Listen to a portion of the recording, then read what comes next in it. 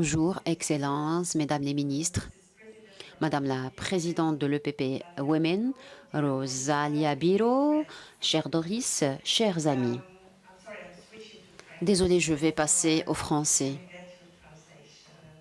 Prenez vos casques, s'il vous plaît, pour la traduction en anglais. C'est un immense plaisir pour moi de me tenir aujourd'hui devant vous dans cette magnifique ville de Marrakech, un carrefour séculaire des cultures et des échanges. Notre rencontre témoigne de la vitalité de nos relations, de notre engagement commun pour un avenir meilleur.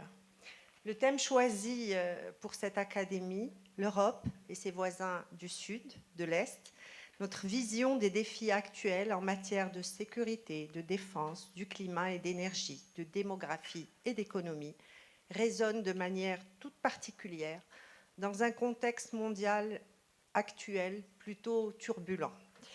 Il nous invite à une réflexion profonde et à une action concertée face aux enjeux qui transcendent nos frontières.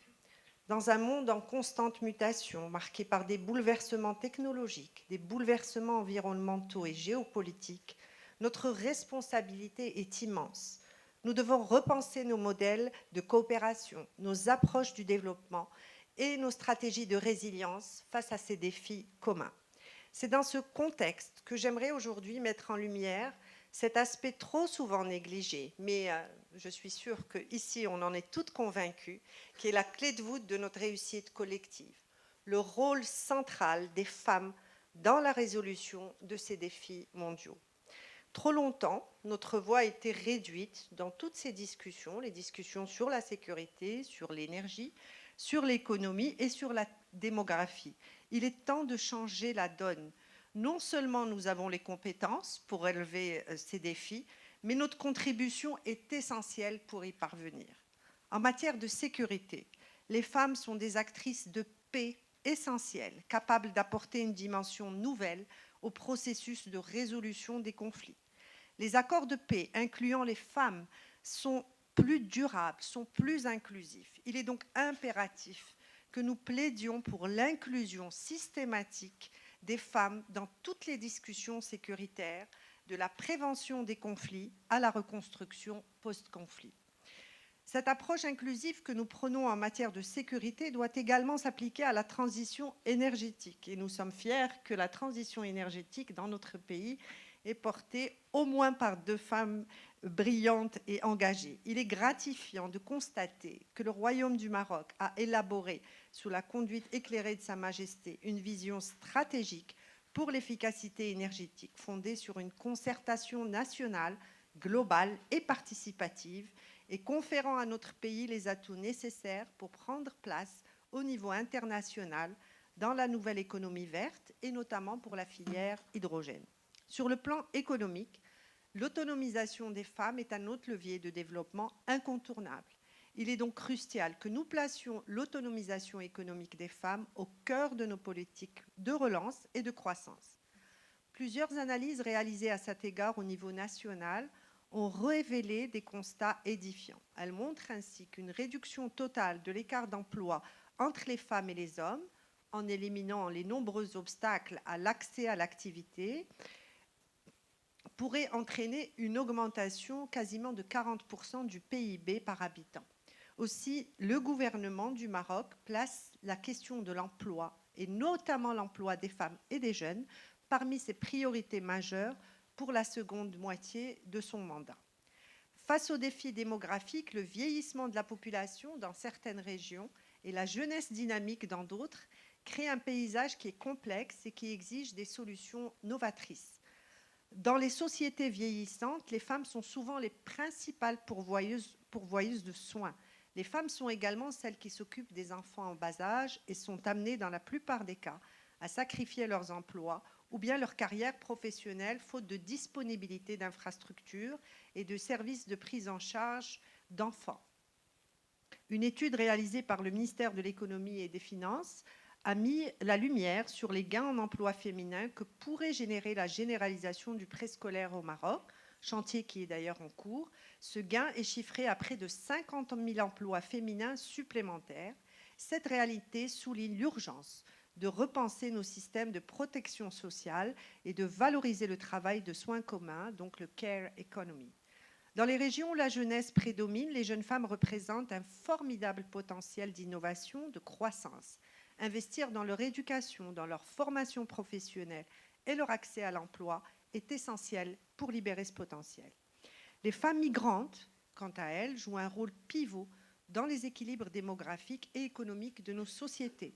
Elles apportent des compétences précieuses, contribuent à la diversité culturelle et établissent des ponts entre les communautés.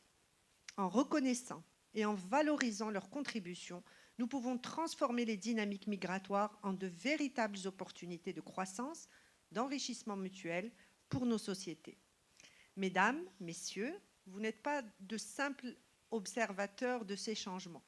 Vous êtes les architectes. Vos actions, vos idées, votre engagement vont façonner l'avenir de l'Europe et de ses voisins, notamment ceux du Sud. C'est dans ce sens que la politique européenne de voisinage peut être un levier puissant dans cette transformation en favorisant une coopération accrue entre les pays du Sud et de l'Est, tout en promouvant des valeurs communes. Nous saluons aujourd'hui les acquis importants de cette politique de voisinage qui s'est matérialisée par un dialogue politique institutionnalisé avec plus de 15 milliards d'euros investis entre 2014 et 2020 à travers les instruments de financement diversifiés, bien que parfois complexes, et une coopération multisectorielle qui est structurée. Nous saluons également la mise en place du nouvel instrument portant sur la coopération de l'Union européenne avec les pays de son voisinage, doté d'une enveloppe de quasiment 19 milliards d'euros pour les pays de l'Est et pour les pays du Sud, ainsi que l'adoption d'un nouvel agenda pour la Méditerranée avec la nomination prochaine d'un commissaire européen qui sera chargé de la Méditerranée. Toutefois, des efforts restent à faire pour atteindre véritablement les objectifs de cette politique de voisinage et notamment réduire l'écart de développement entre les deux rives et promouvoir les économies des deux parties.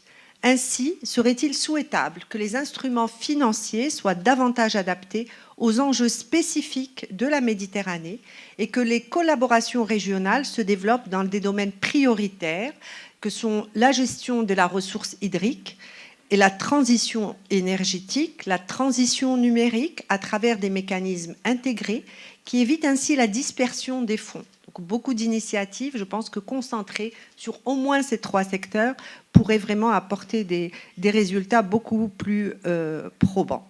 Au Maroc, nous nous félicitons du partenariat Maroc-Union européenne qui est solide, qui est pérenne et qui s'est déployé à travers des axes importants tels que la sécurité, l'économie, le social, l'environnement ou encore la migration. Mais nous sommes également décidés à optimiser l'opportunité que constitue la révision de la politique européenne de voisinage pour aller ensemble sur des terrains d'avenir qui constituent des chantiers prioritaires pour le Royaume, tels que la transition digitale, la transition énergétique, la croissance verte, la gouvernance de l'eau ou encore les secteurs de la santé et de l'éducation. Un autre chantier d'envergure, l'organisation de la Coupe du Monde 2030 avec l'Espagne et le Portugal, appelle également à l'exploration d'un appui financier spécifique pour les projets d'infrastructures structurants à réaliser dans ce cadre. Ainsi, l'initiative atlantique de Sa Majesté le Roi Mohammed VI, que Dieu l'assiste, qui favorise l'accès des États du Sahel à l'océan Atlantique, pourrait également faire l'objet d'un soutien de l'Union européenne qui jouerait un rôle clé dans le développement économique et dans la stabilité de cette région. Enfin, nous soulignons la nécessité de concrétiser rapidement la coopération avec le Fonds Mohammed VI à travers le soutien aux investissements privés. Les États ne peuvent pas seuls, on va dire, réunir les conditions de la croissance économique. Le secteur privé est structurant dans cet élan et nous avons un instrument qui est, on va dire, financé en grande partie par l'État, qui peut être une belle opportunité aussi de mieux faire travailler les économies ensemble. Mesdames et messieurs, je tiens à réaffirmer l'engagement du Maroc à être un partenaire fiable, un partenaire dynamique dans cette réflexion commune. Malgré un contexte difficile, le Maroc a su non seulement maintenir le cap de ses réformes, mais aussi initier sous l'impulsion visionnaire de Sa Majesté le Roi, que Dieu l'assiste, de nouveaux projets transformationnels majeurs qui se distinguent tous par leur ambition d'améliorer durablement le niveau de vie de l'ensemble des citoyennes et des citoyens sans distinction aucune. Pour conclure, j'aimerais rappeler qu'ensemble, nous pouvons bâtir un avenir où la diversité démographique est une force, où l'égalité des genres est une réalité et où chaque femme, qu'elle soit jeune, qu'elle soit âgée, migrante, native, peut réaliser son plein potentiel. Cet avenir repose sur notre capacité à créer des sociétés inclusives où les compétences des femmes sont pleinement valorisées, reconnues, intégrées dans tous les aspects de la prise de décision.